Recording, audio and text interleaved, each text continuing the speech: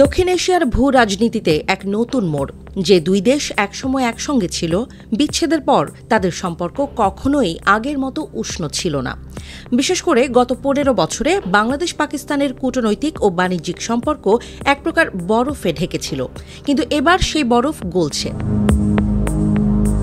বাংলাদেশ ও পাকিস্তানের দ্বিপাক্ষিক বাণিজ্য সম্প্রতি $1 বিলিয়ন ছাড়িয়েছে, যা দুই দেশের সাম্প্রতিক ইতিহাসে এক নতুন রেকর্ড। বিশেষজ্ঞদের মতে এটি শুধু একটি সংখ্যা নয়, বরং দুই দেশের রাজনৈতিক ও অর্থনৈতিক সম্পর্কের পরিবর্তনেরও ইঙ্গিত দিচ্ছে। কিন্তু কিভাবে এত দ্রুত এই সম্পর্কের উন্নতি ঘটল, আর এর ভবিষ্যৎ কি? রাজনৈতিক পরিবর্তন ও সম্পর্কের উষ্ণতা। এই সম্পর্কের পেছনে সবচেয়ে বড় ভূমিকা রেখেছে বাংলাদেশে রাজনৈতিক পালাবদল।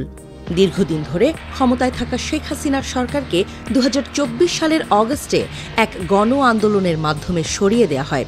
এর পরপরই বাংলাদেশে ক্ষমতায় আসেন নোবেল বিজয়ী অর্থনীতিবিদ মোহাম্মদ ইউনূস। মোহাম্মদ ইউনূস সরকার গঠনের পর পাকিস্তানের সঙ্গে সম্পর্ক উন্নয়নের ইঙ্গিত দেন। তিনি দ্বিপাক্ষিক সমস্যাগুলো মিটিয়ে এগিয়ে যাওয়ার আহ্বান জানান এবং সরাসরি পাকিস্তানি প্রধানমন্ত্রী শাহবাজ শরীফের সঙ্গে যোগাযোগ করেন। এরই ধারাবাহিকতায় দুই দেশের মধ্যে বাণিজ্য নতুন উচ্চতায় পৌঁছেছে। বাংলাদেশ ও পাকিস্তানের মধ্যে যেসব পণ্য বেশি বাণিজ্য হচ্ছে, তার মধ্যে উল্লেখযোগ্য হল পাকিস্তানের কাছ থেকে বাংলাদেশ নিচ্ছে তুলা, চিনি, চাল, পোশাক, ফলমূল, বিশেষ করে আম।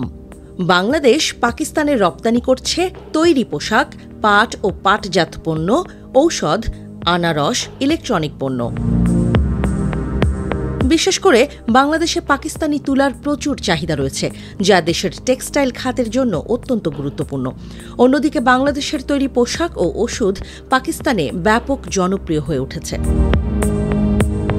দীর্ঘ ২০ বছর পর পাকিস্তান থেকে বাংলাদেশে চাল রপ্তানি শুরু হয়েই রেকর্ড করেছে। বাংলাদেশে এসেছে ২৬,০০০ মেট্রিক টন চাল। সরাসরি ফ্লাইট ও ভিসা সহজীকরণ। বাণিজ্য বৃদ্ধির পাশাপাশি যোগাযোগ ব্যবস্থাও উন্নত হচ্ছে দুই দেশের। পাকিস্তানে নিযুক্ত বাংলাদেশি হাই কমিশনার মোহাম্মদ ইকবাল হোসাইন খান ঘোষণা করেছেন যে কয়েক মাসের মধ্যেই ঢাকা ইসলামাবাদ সরাসরি ফ্লাইট চালু হতে যাচ্ছে।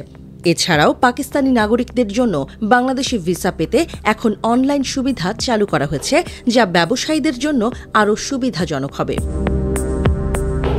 দুই দেশের অর্থনৈতিক বিশেষজ্ঞরা বলছেন, যদি এই বাণিজ্যিক সম্পর্ক স্থায়ী হয়, তবে দক্ষিণ এশিয়ার অর্থনীতিতে এটি বড় ধরনের ইতিবাচক পরিবর্তন আনতে পারে।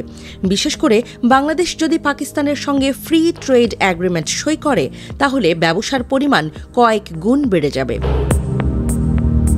তবে রাজনৈতিক অস্থিরতা ও আঞ্চলিক প্রতিযোগিতা এই সম্পর্কের ভবিষ্যতের ওপর বড় প্রভাব ফেলতে পারে। ভারত বাংলাদেশ সম্পর্ক দীর্ঘদিন ধরেই দৃঢ় এবং পাকিস্তানের সঙ্গে সম্পর্কের উন্নতি ভারত কিভাবে গ্রহণ করবে সেটিও দেখার বিষয়। তাই এখন দেখার বিষয় নতুন সম্পর্ক কতটা স্থায়ী হয়।